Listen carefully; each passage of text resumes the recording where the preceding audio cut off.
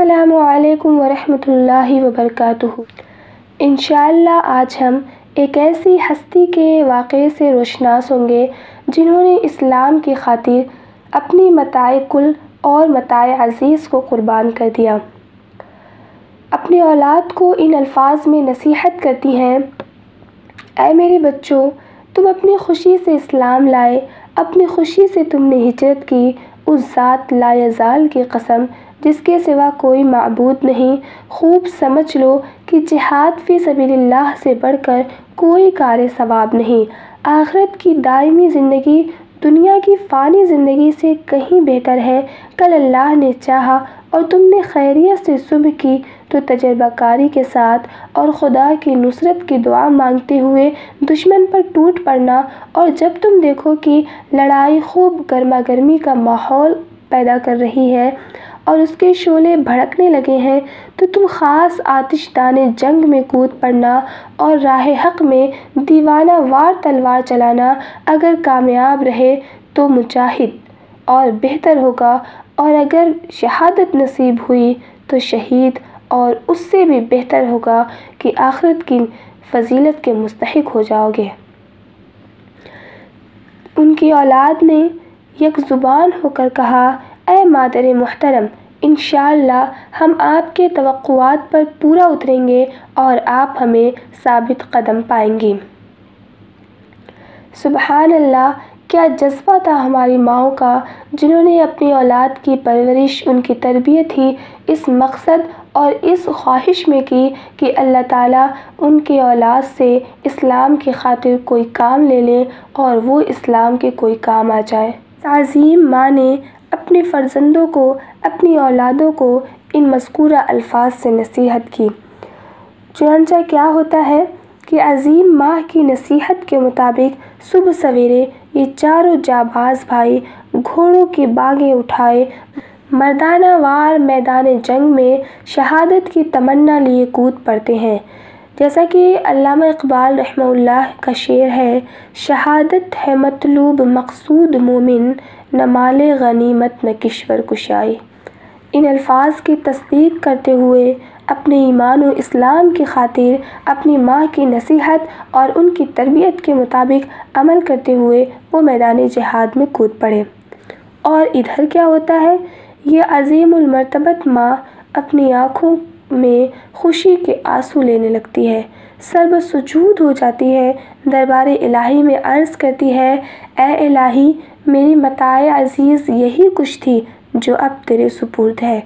یہ عظیم المرتبت ماں کون ہے جو اپنے فرزندوں کے اندر جذبہ جہاد اور شوق شہادت کو ابھار رہی ہیں، جو اپنی قیمتی متاع کو راہ خدا میں قربان ہونے کے لیے بھیج رہی ہیں، جو اسلام کے غلبے کے لیے بے چین ہے اور دین حق کی فتح و نصرت کی آرزومند ہے، جو خود بھی جہاد اسلامی کے اس قافلے میں شریک اور اپنے چاروں پیارے بیٹوں کو شہادت کے لیے للکار رہی ہیں۔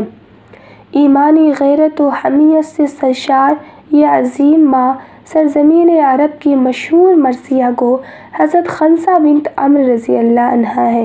اللہ نے آپ کی فطرت میں شعر و سخن کا ایسا ذوق پیدا کیا تھا کہ آپ بچپن سے ہی عمدہ اشعار کہنے لگی تھیں، یہاں تک کہ آپ کا تعارف ایک عمدہ مرثیہ نگار کی حیثیت سے ہونے لگا اور آپ عرصی العرب کے مرتبہ پر فائز ہو گئیں۔ پیارے نبی صلی اللہ علیہ وسلم آپ کی فصاحت و بلاغت سن کر بے ساختہ آپ کی تحسین کرتے اور فرماتے: شاباش اے خنسا، شاباش۔ آپ رضی اللہ عنہا کے بارے میں سیرت کی کتابوں میں درج ہے کہ بچپن ہی میں آپ یتیم ہو گئی تھیں۔ آپ کے دو بھائی معاویہ اور صخر تھے جنہوں نے اپنی بہن کی سرپرستی کا مکمل حق ادا کیا۔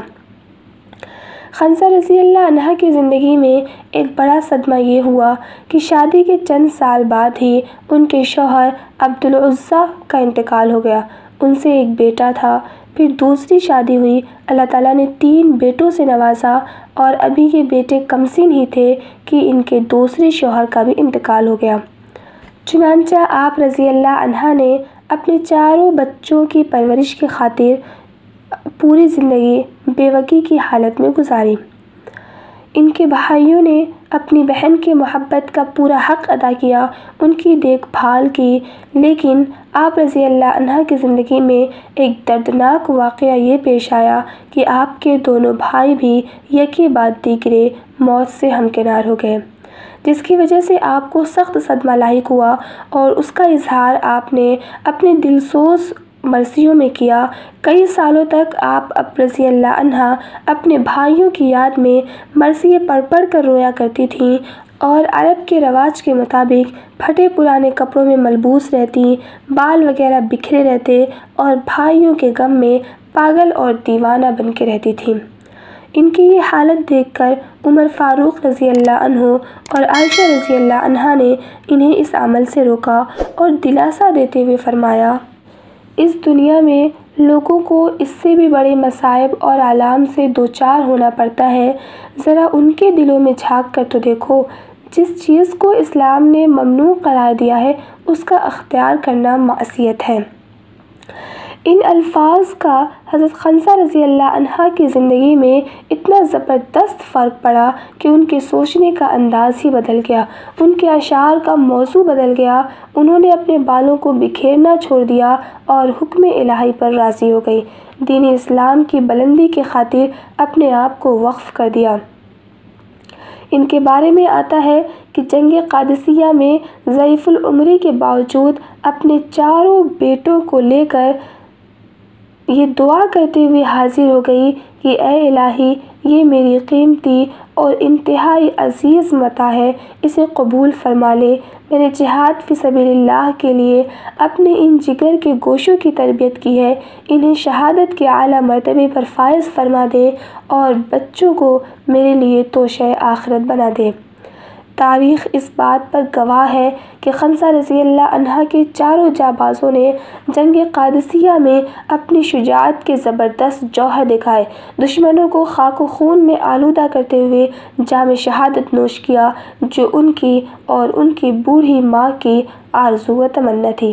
شہادت کی خبر پا کر یہ جلیل القدر ماں رونے پیٹنے، جزا فضا کرنے کے بجائے صبر و استقامت کی چٹان بن گئی۔